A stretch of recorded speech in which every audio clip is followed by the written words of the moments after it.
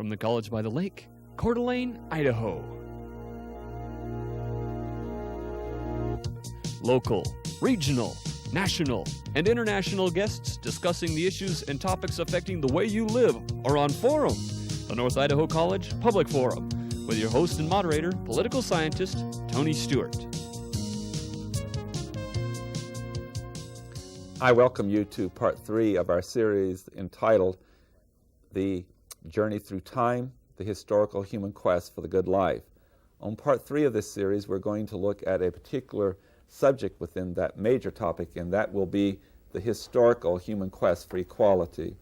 We're very, very fortunate to have as our guest today, and on our lecture series at the time we tape these programs, a man who is highly qualified to take us on this journey, and with our students and community, he did a remarkable job today with that charge that we had given him. Our guest is Bill Wasmuth. He is serving as the Executive Director of the Northwest Coalition Against Malicious Harassment, which is headquartered in Seattle, Washington, and represents 6 Western states. From 1967 until 1988, he served as a Catholic priest in the state of Idaho before taking the job that he now has. Our guest was selected by the Idaho Statesman as a Citizen of the Year in 1988, and he's won numerous other awards for his work in civil rights, including the National Education Association's Dr. Martin Luther King Jr. Memorial Award. The list goes on. We want to talk about the content of the course, and I will stop there and say to Bill Wasmuth, welcome to our program. We actually welcome you home because you served here many years at St. Pius Catholic Church, and also as president of the Kootenai County Task Force on Human Relations. Welcome home, Bill. Thank you, Tony. It's also welcome home because here at NIC 10 years ago is where we signed the original papers to establish the Northwest Coalition Against Malicious Harassment. There's a group from around the 5 states that were present to do that, but it was here at NIC. So it's good to be here to celebrate our 10th anniversary as well. Thank you, and I welcome our panel to question you today. First of all is Janelle Burke, who's an attorney in the state of Idaho, and next to her is Steve Schenck, who is the Dean of College Relations and Development at North Idaho College, and Janelle will start the questioning. We're here to talk about equality today, but equality is as old probably as human mankind, womankind. All of us have that particular interest, that quest for equality. Can you tell us something about the history of equality and how it's progressed? As I was doing research for this presentation this morning, it was fascinating because it's a subject that I had to do some work on. I can speak about it in terms of its current manifestation, but when looking at the human quest, and I was determined not to make it just something of recent history and not to make it something just of United States or Western history either. I wanted to kind of broaden the scope, make it global, and push it back as far as I possibly could. I found out that if you look at the words equality, or as I use the words human rights, because right to equality is a human right, you look for those words, that does not go back very far in history, a couple hundred years at most. But if you look at the concepts behind the words and the ideology behind the words, that goes back as far as human existence. From the time there were more than one of us, and I assume there was a time when the numbers were much smaller than present, one person looked at another and said, "You can't do that to me." And using that theme to kind of run throughout history, frequently people said, always people said, "You can't do that to me." And when pushed as to why can't I do that to you, the ultimate answer given is because I'm a human being, because I have rights, because I have right to equality. And so from that concept, it's been as old as history itself. There's been different support mechanisms for the concept, if you want, some of them philosophical, some of them religious. The philosophical basis in the Western world developed from Aristotelian Thomistic philosophy as people tried to analyze, look at intellectually the nature of things. What's the nature of the world and what's the nature of the human being? And if we can understand the nature of a being, what it is that makes up that person, then we know the laws that govern it, and if we know the laws that govern it, we can understand the rights that are associated with those laws, because laws and rights are interchangeable, just looking at the same reality from different sides. If I have a responsibility to respect you, for example, then you have a right to expect that respect. So the natural law foundation existed as a support for the concept of how do we treat each other, you can't do that to me, human rights for a long time.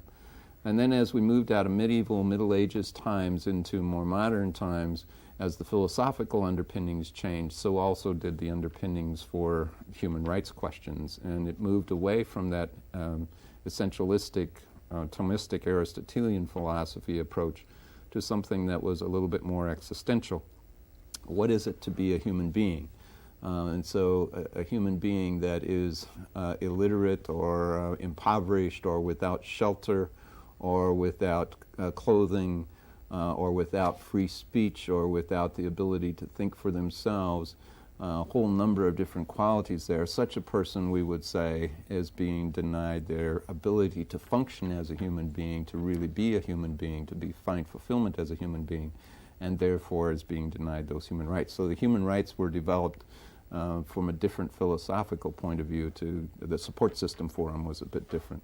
So it's historically kind of matured through those historic patterns of different supports. Steve Sheen. I wonder if you could take a bit of time, Bill, and tell us a bit, and I've jumped quite a bit forward into the present, but tell us about the disparity between the adoption of various laws or philosophies dealing with the guarantee of human rights and the application of those laws in sort of a day-to-day way.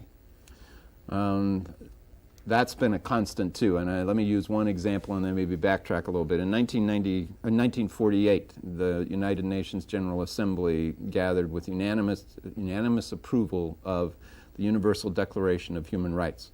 That's been in existence for 50 years now. Next year will be the 50th anniversary. A very comprehensive list. It's sort of the summation of the world's history and expression of human rights into one document, if you want, a declaration.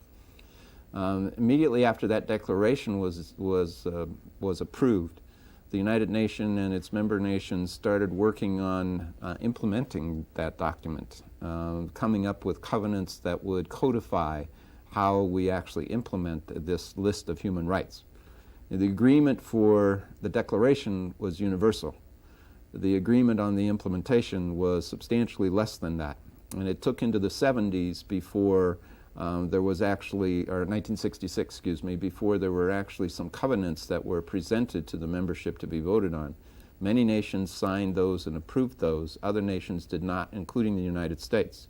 We have never signed on to those covenants, and as a matter of fact, the United States and other nations of the United Nations as well have done very little to implement this Universal Declaration of Human Rights. Now, the historians that I was looking at said, don't be too chagrined by this. They said, if it takes us decades, even if it takes us centuries as a world society to implement this Universal Declaration of Human Rights, as long as we're moving in that direction, that's as much as we can expect from world society. And they point backwards to things like the Magna Carta in the same way. The Magna Carta was signed by King John in England in protest. He didn't want to sign it, but he was losing out to the barons who were trying to get some control back over their lives, as he was an absolute despot.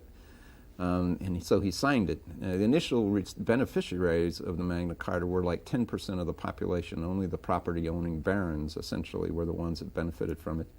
But gradually, very gradually, decades, actually centuries, as the Magna Carta unfolded and was expanded in England and in other parts of Europe and the Western world, actually, the principles of the Magna Carta started spreading out farther and farther and farther until it became something of the basis for Declaration of Independence and many other expressions of human rights and equality that have come down to us.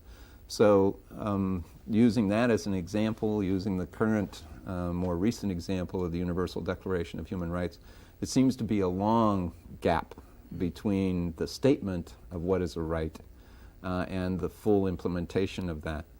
And indeed, the human quest probably is that we're on the journey, that we're making progress, that we're moving in a direction, rather than somehow an unrealistic goal of accomplishment. That if we fully implemented this Universal Declaration of Human Rights as a world society, if this was fully implemented, that's pretty close to nirvana. That does not allow a whole lot of room for imperfection in society or in human beings. And as I'm very quick to say, I'm not sure I want to live in a perfect society, because if I live in a perfect society, my imperfections are going to make me not fit very well. And so we have to be content with imperfect, but working to make it better, using something like this as the light at the end of the tunnel that can keep us moving forward, but realizing it takes a long time to implement. Is that sort of your question? It is. Now, if I may, I'll follow up with a little bit more focused question. I don't think anybody would argue the point that we still haven't achieved real equality, even in this country, for women or for minorities. But if you rephrase the question a little bit and took a shorter time perspective, say the last 25 or maybe even 40 years, philosophically, are we getting closer? And by that I mean, do you think we've made some real progress, at least getting people to agree with the notion that there ought to be equality, even if we haven't implemented it fully? No question in my mind. And again, the historical study that I did, it wasn't comprehensive by any means, but in the searching that I did, people pointed to the aftermath of World War II and to the massive steps that were taken on various nations as well as internationally to say, no more will we have something like the atrocities of the Holocaust. To recognize the level of violation of human rights that took place there and saying no more will that happen. And I think that was a huge step forward in terms of the global community saying no to that. It's a constant, it's a roller coaster. I mean, and people today could look at things like Rwanda and Bosnia and other places where horrible atrocities have taken place, and in decade past, Cambodia and in other places in our country, or in our world, and say, we still have genocide. Yes, we do, but we have a human community, worldwide community, that is more committed to saying no to that and responding to it much quicker, I think, than happened 50, 60 years ago. And locally, in our own country, more specifically, while many of us who work on human rights issues and civil rights issues are constantly pointing out the future in terms of the progress that needs to be made and pointing out where the problems are, there is no question that we have made progress in our society in the last 40 or 50 years. We heard Rosa Parks in the panel just a little bit earlier speak to us and how she refused to move off of that back seat on the bus. Thank God that's a little bit hard for us to imagine today that was true, but it was true and not too many years ago, but that's no longer true. There are no longer whites only and colored only signs in our general society. Those are the exception in very specific extremist kinds of community, but not general signs. Equal opportunity is much more available, while not yet completely available by any means, but much more available than it was. The movement in terms of women and quality of treatment for women, while we still have room to go there as well. That we heard from today in the panel from the people who were advocating for suffrage and for the women's right to vote. That's in this century that happened. That isn't that terribly long ago, but it has happened. We still don't have a woman president. We still don't have a woman in a lot of leadership roles in the United States as Speaker of the House and Chair of the Senate and all that. But we now do have a woman who is Secretary of State. So there is some progress being made there in terms of those levels of equality as well. The gap between the salary earnings of women and men has narrowed some. So equality is happening there as well. Human rights, there has been progress. More to go, but there has been progress, and it's always important for us to recognize that progress. Bill, when you talk about this quest that we're on, and you certainly with the audience this morning articulate that from a real global perspective and historical one, you made it clear, and certainly the literature suggests this in the field of political science, that I guess we can say that there's actually identification in three areas. There are those who have been philosophers who have said it's really a matter of economic and social progress or change. Others say, it's in the political rights arena of civil liberties. And the problem with both those schools of thought would be that you have one and forsake the other one. But of course, there's a third school of thought that says you must encompass both of those. Would you give us some of the thoughts that you had on that issue? Yeah, I found that very interesting. I've not had a chance to study that much kind of the impact of the communist world, for example, on this issue. And so it was intriguing to find that one of the critiques of human rights as they were developing in the world came from Karl Marx. And his critique was that that human rights issues, equality issues, as they were being developed in the world at that time, were, in his mind, paper only or intellectual only, or I guess as you used the word in our earlier conversation, he saw them as excessive baggage, because he said it's not real, it doesn't really affect people's lives. He wanted to look at the consequences of things. And so he used the example of saying a slave who does not have property rights but who enjoys the benefit and the use of property of his or her owner is one thing. A person who is free and has property rights but as a matter of fact has no property, that's another. Now, which of those two persons would you say really has the right to property? He would argue that it's the first, even though that person doesn't have the intellectual right, perhaps, or the theoretical right. As a matter of fact, the person has the consequences, has the use of property. And he would say that's the most important. Look at the consequences. Don't worry so much about the other level. Look at the consequences of it. So for his system of thought and for much of the communist world thought, it was much more important to have access to education and have access to housing and have access to employment and have access to jobs. But to them, it's not just a theoretical right. To have the freedom of employment or the right to employment meant that you were provided a job, that you had a job, not just you had a right to one, but that you had one. And so there was a sense of demand there as well as just some kind of a theoretical right. He said that that's the direction that's most important. And as you know, the communist world in many cases said until we get to that fully established and the revolution is fully in place, then we have to, until we get there, we have to set aside some civil liberties because those civil liberties will get in the way of developing these. So Fidel Castro is a perfect example. I just interrupt to say that they even use terms like the dictatorship. That's a key word, dictatorship right. of the proletariat. They absolutely discarded the other civil liberties questions and in that way would not adopt what would be called a democratic principle in that arena. Exactly right, exactly right. And Fidel Castro is a good example. I mean, certainly the people of Cuba are better off economically, educationally, medically, et cetera, in many ways under Fidel Castro than they ever were under Baptista.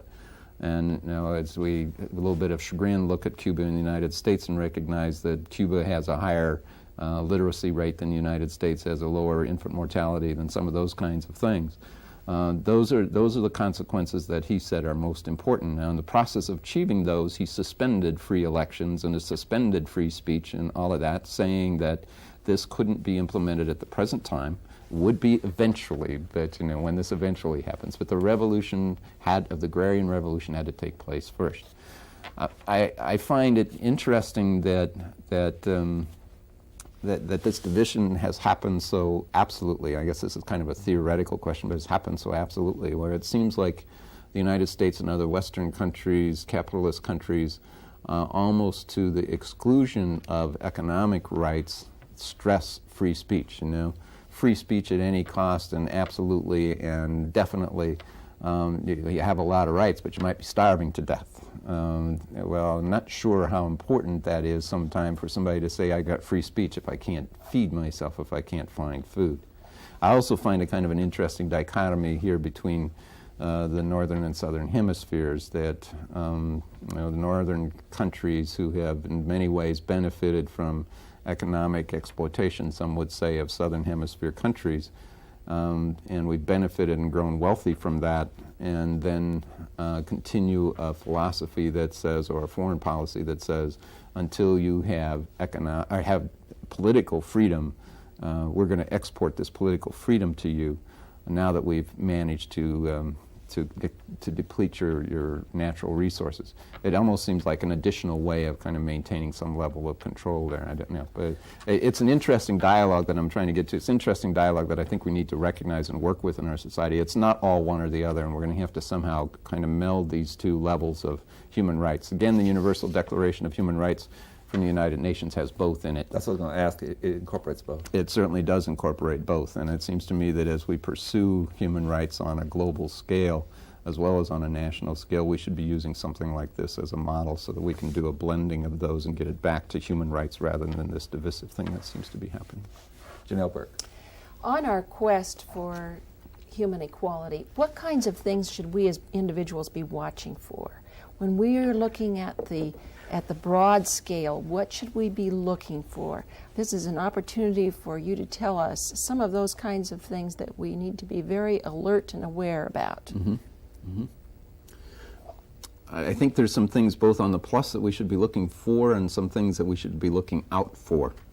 Maybe to start on the things we should be looking out for. One of the things that this little quest that I went on in terms of studying this matter was very interesting to me. It kind of reaffirmed what I had suspected at any rate, is that we need to be very careful about theocracies. We need to be very careful about the breakdown of separation of church and state, because historically theocracies have not had a good human rights record. That when theocracies enter in, all too often human rights go out. It's very easy for somebody to say, I have my power from God that has been given to me, to in the next step say, this same God has told me that your human right is now sacrificed for the sake of our common good. That seems to be happened historically over and over, and it seems to be happening again. That where we have theocracies established, all too often human rights go out. The United States has a very strong principle of separation of church and state that some are attempting to break down these days. I would suggest that that attempt needs to be very carefully monitored and very studiously avoided. Human rights and theocracies don't seem to go together very well. The other thing that I think to watch for is that while we might focus on a aspect of human rights at a given time, or equality at a given time, equality for women, for example, or human rights of children, or human rights for gays and lesbians, an aspect of human rights. On the other hand, we need to make sure that our focus is universal rather than too specific. It is impossible to talk about racial equality in sexist terms, for example. That's just not workable. That's not consistent. That's not achievable. It's impossible to talk about equality and human rights for one aspect of our society and deny it for another. That simply is not consistent and it's not workable. Human rights are human rights. I remember very well the women's conference here at NIC a couple of years ago. And as I remember, one of the things that I took from that conference was that speaker after speaker said, let's not talk about women's rights. That's not the point. It's human rights as applied to women. Because if you just talk about human rights, you've separated them out somehow. Women's rights, you've separated them out somehow, and it's too easy to put some as over others. If you talk about human rights, then we're on the universal classification. And human rights as applied to different segments of that humanity, as applied to women, as applied to children, as applied to people of different minority backgrounds, as applied to people of different religions, as applied to people of different sexual orientations. Human rights as applied to, rather than somehow women's rights, children's rights, gay rights, etc. Human rights. That's the universal, because we are all human. And so it seems to me the most important thing that we should be working for is that human rights concept, that we are all human, therefore we all have basic rights, therefore we all deserve a basic respect. Now let's start from that starting point, and then we can move on. Bill, I may be asking you a question that you're not prepared to answer, but you mentioned earlier that there are notable exceptions to the notion that basic human rights are at least gaining acceptance worldwide. Rwanda and Bosnia, among others. Have you done enough research to look around the globe and say, here are some emerging problem areas? I'm into speculation. I appreciated your preparation for that question, but you also know me well enough to know that I'll answer even if I'm not prepared or not knowledgeable. So here goes a good shot. I think one of the concerns in our own nation as well as around the world has to be the shift to the right. And while I'm not objecting to somebody having a conservative stance or shifting to the right, what I do see as a problem is when that shift to the right gets to the level of extremism. Because when you get to the level of extremism, then a position becomes absolute, and absolutist positions are destructive of human rights because they no longer can compromise, they no longer can bend, they no longer can fit for anybody but that absolutist position. And so when extremism, or when the shift to the right moves into extremism and absolutism, then human rights suffer That's happening in some countries in the world. Particularly visible to us these days are some Islamic countries. And when I was reading up some on Islam and the Muslim world and human rights, some of the Islamic writers were saying the only way we can deal with this now in the Muslim world is that generally, if the Muslim concept of human rights was implemented in the world, then things would be working out. But it's an if question, not a where at this time, because in all too many places in the Islamic world, they see human rights as being sacrificed to demagogues and to, again, a breakdown of, a theocracy, where in the name of God, human rights violations are being done in the Islamic world. So that shift to the extremist right that's happening in some places in the Islamic world certainly is creating troubles in terms of human rights for their citizens, as well as in terms of the international implications of it. I think that's true also in our own country. I think some of the shift to extremist right activities, and again, I don't mean just, if you're off the center to the left or to the right, but if you're an extremist, on the left or the right, actually, once you get to those extremist postures, then you become an absolutist, and when you become an absolutist, human rights for everybody who disagrees with you are sacrificed all too often. I'm very concerned about that, and I'm very concerned about that kind of shift that I see happening in our society as well as around the world. Tony, We have less than 2 minutes, and I was going to follow up with a quick question that might work well. Let's talk about duty then. Where we see extremism, where we see problems globally or locally, what duty do we have to preserve human rights? I think that the response to extremism is education. I think it's accurate information. I think it's the ability to be critical and to think based on accurate information. I think education from all levels, including university level, college level, is most important here if we're going to avoid the levels of extremism. That doesn't mean that extremists are stupid. It doesn't mean that extremists are unintelligent. But to get to an extremist position, you have to take some fact and misconstrue those facts and exaggerate those facts and misuse them to substantiate an extremist position, rather than an education that is broader and that incorporates more information and is able to come to a position that is incorporative of more people. So I think education is a crucial factor here for a thing that needs to be done.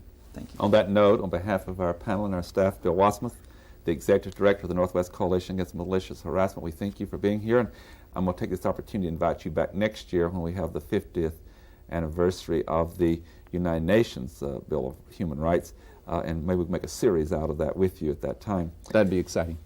Ladies and gentlemen, I hope you'll be with us again next week when we continue this series that we're in called Journey Through Time, the Historical Human Quest for the Good Life. And in our next part, we're going to be talking about the quest for economic security throughout the world, throughout time. I would invite you again to be with us at that time. Until then, please have a good week. I am Tony Stewart.